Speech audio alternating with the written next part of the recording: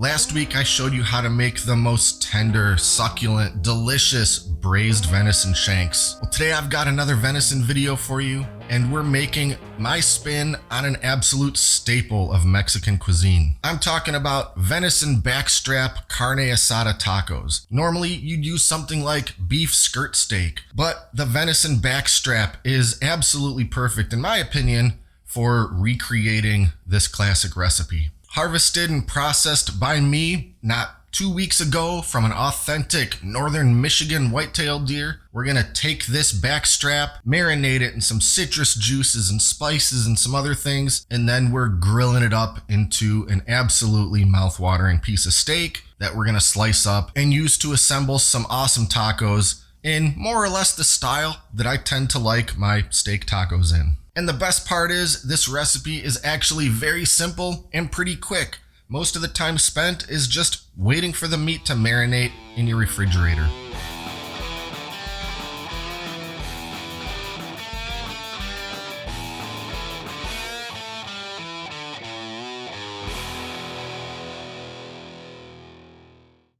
Here's the piece of meat I'll be using for my carne asada, a nicely trimmed backstrap steak. This is the end piece from one of the full backstraps, where it's a bit thinner and tapers to a sort of blunt point.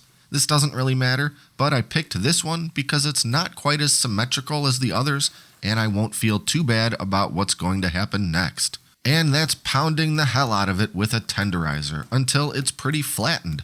I want my steak to somewhat resemble a beef skirt steak in thickness. Thinner and wider is going to work very nicely because it will have more contact with the heat when I start cooking it. And since I'm going for a high and fast sear, I want that inside to reach about medium rare by the time the outside is done. Now my steak is looking very nice, so it's time to whip up our marinade. First, a 1/4 cup of pineapple juice.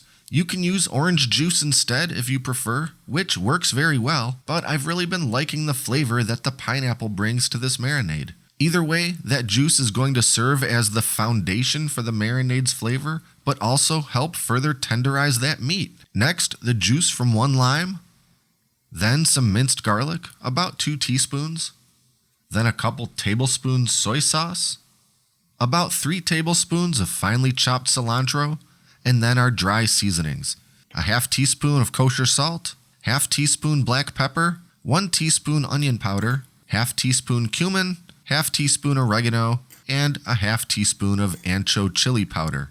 Give that all a stir, and our marinade is ready. Now to transfer that marinade into a plastic bag.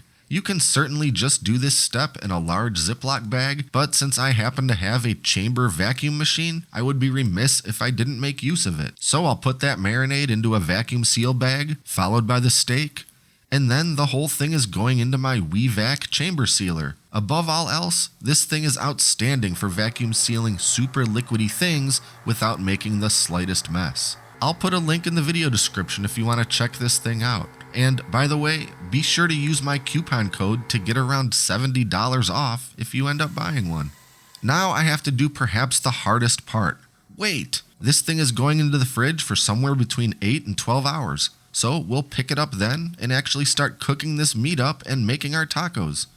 Okay, it's been about 10 hours, and before I start cooking my steak, I'm going to prep a couple things for my tacos. This meat is going to cook very fast, so I want to have all my components ready to go. I'll dice up some white onion, and then a little more cilantro, and then I'm making my favorite cilantro lime taco sauce, which I think is absolutely delicious on tacos of any kind, and it's super easy to make. We start with some mayo, followed by some sour cream, then some minced garlic, a whole lot of fresh cilantro, the juice from 1 small lime, and a good pinch of kosher salt. And now I just have to blend it up with my immersion blender. Also, feel free to fine-tune the consistency of this sauce to your liking. If too thin, add a bit more mayo or sour cream. And don't worry, of course all these ingredients will be linked in the video description below.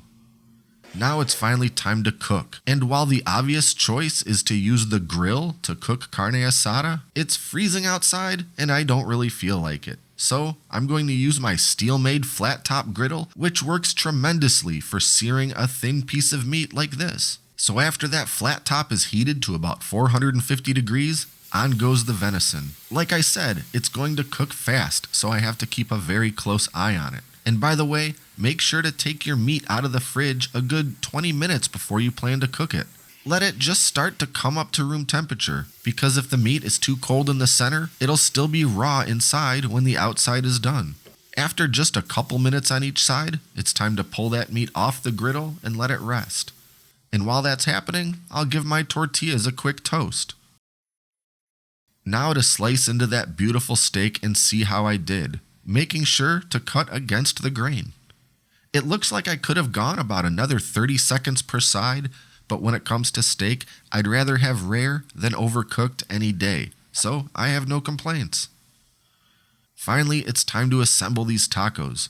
I'm going with a pretty classic arrangement. Lay down a couple thin strips of steak, followed by some of that raw white onion, and then fresh cilantro, a couple pinches of queso fresco cheese, and last but not least, a nice drizzle of that bright, zesty cilantro lime sauce. This small backstrap steak was just the right size for 3 tacos, and I'm finally ready to sink my teeth into one of them.